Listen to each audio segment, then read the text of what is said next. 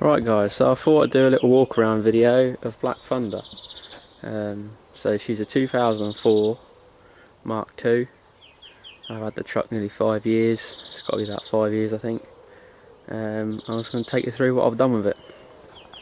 So engine wise, I was originally running a Mark II engine with the electronic pump and ported intakes, ported elbow and ported exhaust. And then last summer I swapped it out for a Mark 1 engine, which is the same 2.5 WLT, but without any of that emission stuff. It's a lot simpler, and it's got a VE pump instead of the VP pump, and a few other little changes, but basically it's the same engine, it's just mechanical. So yeah, overhauled injectors set to the top of spec. Fuel pump's been turned up about 1/8 of a turn.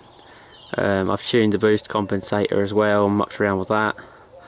And I've also got another spring to put in that when I've been playing with that a bit more, but she's pretty good at the moment. Turbo wise, standard turbo at the moment, which is an RHF5. I've got a TD04 in the back of the shed for a rainy day, once I've sorted all that out. So that's a standard turbo, that's running 18 PSI on this bleed valve that I've made. It's just sort of like temporary, but it worked, so it stayed there. We've got EGT probe for keeping an eye on the temperatures. So yeah, that's still set up, you know, turbo to wastegate, but with a bleed valve in between it. Mark 1 airbox with no MAF sensor, because we don't need a MAF sensor, so it's a cylindrical airbox, cylindrical filter. That doesn't get anywhere near as dirty. There's a lot more surface area on there compared to a square panel filter. That's fed from there, from the snorkel. So it comes out of there. We've got a 3" by 18" by 12, I think it is, intercooler coming around into there. Other engine mods wise, it's got a few little temperature probes and stuff around about the engine. A new pulley I've made to run my belt driven compressor. The belt driven compressor is not finished yet. I've modified the compressor and everything else, but I haven't finished making the bracket. So that'll be a Sandon SVD6, which is a 6-piston compressor, so that should pump out a lot of air. For the moment I'm running an electronic pump, which is an air suspension compressor off a D3, and that's rigged up to a pressure switch, which is then fed to a relay and whatever, so you can turn it on and off from inside the cab and toggle it on and off, and when it gets low it charges up. So that's for that. Obviously the EGT sensor, there's another load of cables over here which is for the rear winch and the dual batteries, which I'll show you later. Diff breathers, gearbox breathers, bell housing breather that's yet to be connected, fuel tank breather, and a timing breather which is yet to be connected. So these two are going to be connected to low pressure feed off of my compressor, about 5 psi or so, to purge. So when I'm wading, that can purge air through them, so the air comes out rather than the water coming in, and that will keep the clutch and the timing belt nice and dry. So looking around here, just for now, running a braided line for the clutch, because I couldn't actually get hold of any of these. The closest I could find was a Honda Prelude 1979 to 82, I think it was, but they were just too short. So I'm going to get some custom ones of those made when everything's back to normal. I've modified this wiring on the lock solenoid to get 2-wheel drive low. We've got some braided brake lines for the rear brakes down there that people quite often forget about, but they are there and they do need doing if you're doing full braided lines, you know, do all 5 of them. We've got some winch isolators for the front winch and the back winch, and that's a solenoid box for the back winch because it's just a little one. We've got some custom battery terminals that I made at work one day, and that goes off to the second battery at the back. That's obviously winches, Anderson plug, etc. But yeah, other than that, not a lot going on around here.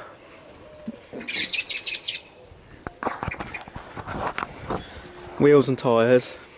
These are 33s by 12.5 Cooper STTs. They're on a 15" by 8J rim on a 0 offset. And they just about swing in the corners, and the bumper's obviously not a problem because that's my bumper. You can see she's getting a bit old and scruffy. It's had a lot of abuse, that bumper, and a lot of green lane in trips, so that probably does want a bit of a paint at some point. So looking behind here, these top arms I put on September time, I think. So I got another set of top arms, sandblasted them, painted them, put all new genuine bushes on them. The dampers are poly bushed. She's got all new joints, you know. Braided brake line down here. So yeah. Oh, and I forgot something actually. 3" turbo back exhaust that I built, which comes down from there. I don't know if you can see that. So that's running all the way to the back underneath here. As you can see, I've got my rock sliders off at the moment because I'm painting those, but I did build some rock sliders a few years back, and I'll show you them in a bit. But yeah, so suspension's been overhauled. Up front I'm running Pajero NH tie rods and a little custom tie bar that I made at work because the length's just a little bit different, but they're a lot stronger than the standard ones. Polybushed anti-roll bar, poly CV boots. I don't rate all the Milner stuff, but the poly CV boots are good. They don't tear as often. So painted bash plates as well, so extra power for them. Extra 10 horsepower for the orange. Under there, Black Thunder. Built this, I think, 3 years ago. So coming around the side, nothing fancy really. You can see my air horns under there. They're good fun. You can see the back of my long range tank. So the exhaust, the 3" exhaust, exits out the side, just behind the rear wheel. And at the back we've got like a side step sort of thing going on. There's a rear winch under here, just a little one. NATO hitch, some reversing lights and stuff. Another air connector for the air system. Tone connector, fog light. I built this as well. It's pretty stout. You can get the forklift under there and lift the whole truck up. So yeah, pretty strong. At the back, suspension wise, standard leafs, but a set of me lift shackles are under there, and that gives a 2" lift. The rear axle, I've got to do pinion seal on it, but I'm a bit annoyed about that because it's only going to be a month or two before the other axle's underneath here, and that's got a tighter LSD that I've built, and that's gone in there, and it's got some gussets going on as well. So yeah. See again, long range tank underneath there. There's still a bit of clearance between that and the bash plate, so it's still nice and up there.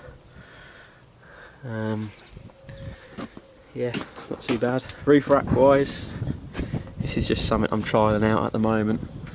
It's a light bar bracket for a 50" light bar. The roof rack's 3.2 metres long, and it's got a couple light bars on it. I made this myself. I'd stand on the rock sliders and show you, but they're not on there, so I have to climb on the wheel. It's got mounts for CB antenna and everything, and it's just got some weld mesh on top, but it takes the weight absolutely brilliant. You can put like nearly 1/4 of a ton on it and you don't really know it's there. So that's that. These lights are rigged up to an auxiliary switch and the reversers, so when you're reversing at night down a green lane you can pop those on. They come on with the reverse lights and it's lovely jubbly, nice and easy. The snorkel is a Mark 3 snorkel, so that's 06 to 11, Mark 3, Mark 4 snorkel, and it fits the A pillar and the wing nearly spot on. So all you have to do to fit that is just a little opening up of that inner wing hole and a bit of silicone work. So I'll just grab the keys and I'll show you the canopy.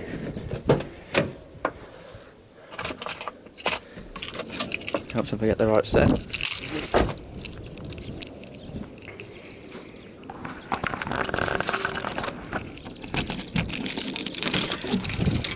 So canopy wise, metal frame inside to take the weight of the roof rack.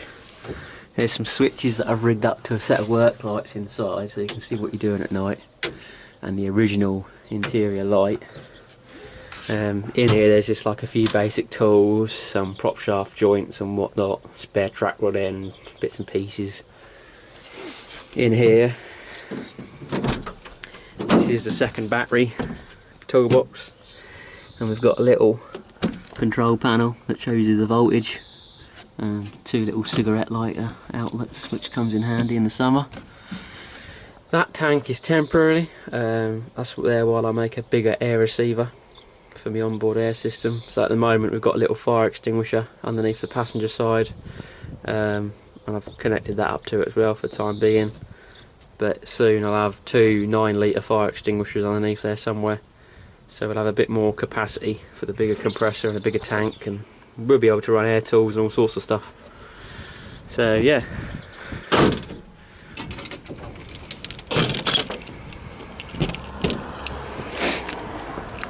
Interior wise, not a lot done to it. It's just standard leather interior from Thunder. I've got a hand throttle here for the you know, high idle. You can rev it up while you're winching. CB, a little USB charger, roof console. I'll come back to that in a minute. Put some bungees in the centre console just to hold stuff, and then I've put another interior light at the back to join into the front one, so it's just a bit more light for the kiddies at night. So roof console, if I plug the key in, I'll show you what I mean. So it's divided into two halves, and all these are permanently live, these four, and these four are ignition. So we've got a map light, some lights in the back, some interior lights, those are the reversers, and then we come on to the ignition. So as you can see, the boost gauge and the exhaust gauge has come on. Hubs, that's a 2-wheel drive low mod, so you can actually stick it into 2-wheel drive, or 4-wheel drive low, but it doesn't lock the front hubs in.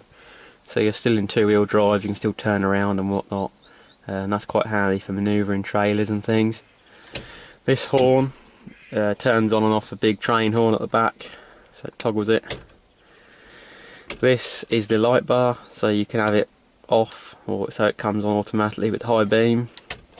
That's a toggle for the compressor, so that's the compressor under the bonnet that I spoke about earlier. These two missile switches make the winches live, and then there's a in and an out for the front and rear winches, and some footwell lights down there, but I don't think you can see them. So yeah, my mate 3D printed that a couple years back, and it has warped in the sunlight because I think it's made out of PLA or something like that, so he said. So eventually I'll make an aluminium one and, you know, make a nice pucker checker plate, all the switches, chuck the CB up there as well. But for now, that works, and it still works, so I'll leave it there. Another little temperature gauge on here, and that's the top hose temp, as opposed to the cylinder head temp on the dash. I had to do something funky with the dash because I swapped the Mark 1 engine in, which has obviously got a Hall effect sensor, NE sensor I think it is, on the timing gear. So the revs are driven off of a gear and a pulse, rather than the ECU looking for a signal off the crank sensor. So that is a Mark 1 set of clocks with the Mark 2 circuit board and PCB behind it, which you need to toggle off the ABS lights and such, because the Mark 1 signals a bit differently and the Mark II has transistors and things to clamp it on and off. So yeah, that's what I had to do with that, but it wasn't too difficult once I'd sussed out what was going on. Another little thing I've done is in the glove box I've put a little side marker light off a lorry, so when you're looking in there at night you can see what you're doing. But yeah, that's Black Thunder. Still lots to do to her. Yeah.